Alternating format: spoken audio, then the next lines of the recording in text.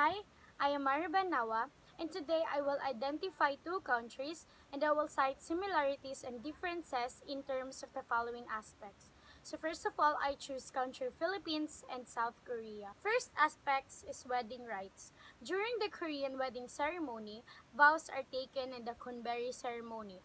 Both bride and groom wear the traditional hanbok, a traditional Korean dress specially designed for the ceremony. After the vows are spoken and the wine is finished, the family and guests will participate in a simple meal. While today, a typical Filipino wedding consists of the following rituals: a candle lighting, a coin blessing, the tying of the nuptial cord, as well as the throwing of rice grains. And their similarities is both Koreans and Filipinos give the utmost importance and respect in marriage. As much as possible, they avoid getting in a premarital situation. Second aspect is childbirth.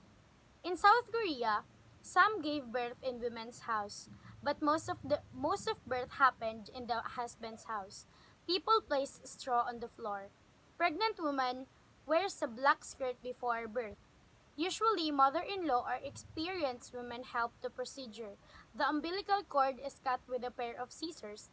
While in Filipino culture, burying the placenta is believed to signify the end of pain and blood loss for the mother.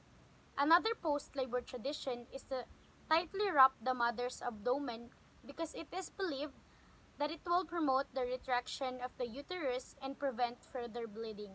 Their similarities is mothers are encouraged to minimize their movement and implemented prenatal care such as managing the reduction of stress in babies and mothers, managing edema and pain prevention.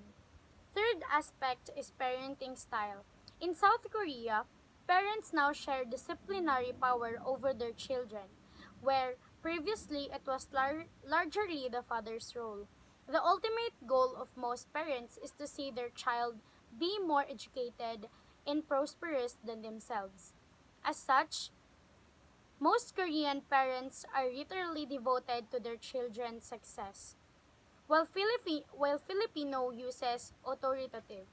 In this parenting style, the parents are nurturing, responsive, and supportive, yet set firm limits for their children. They attempt to control children's behavior by explaining rules, discussing, and reasoning. They listen to child's viewpoint but don't always accept it.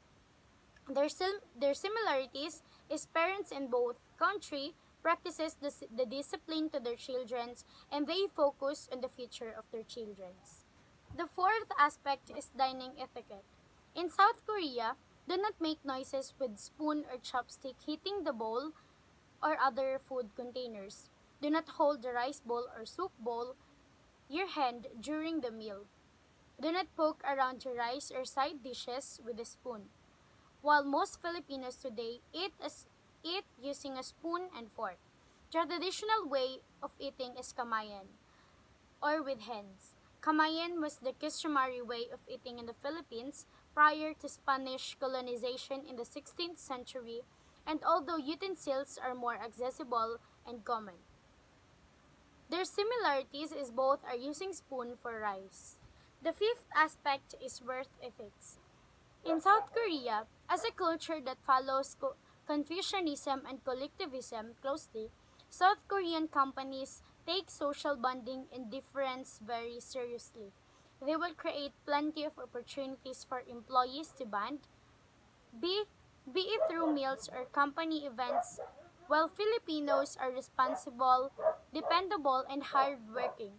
This can be directly attributed to the cultural rooted trait for filial obligation. While their similarities is minors under the age of 18 are not allowed to work. The sixth aspect is family orientation. In South Korea, family members are very loyal to each other and dedicated to maintaining their nexus. In Korea, a harmonious family is just as important as each other's happiness.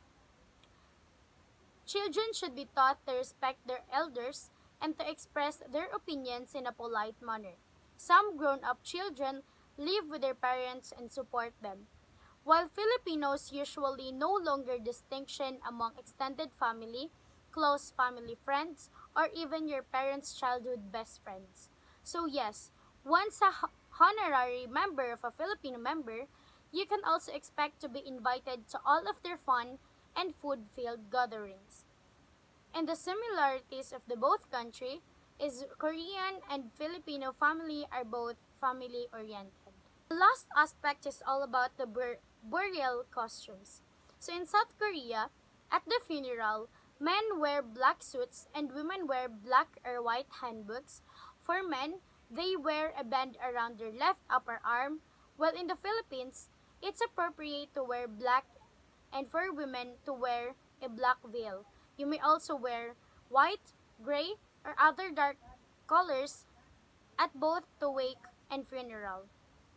As long as your attire isn't casual, it shows respect for the family.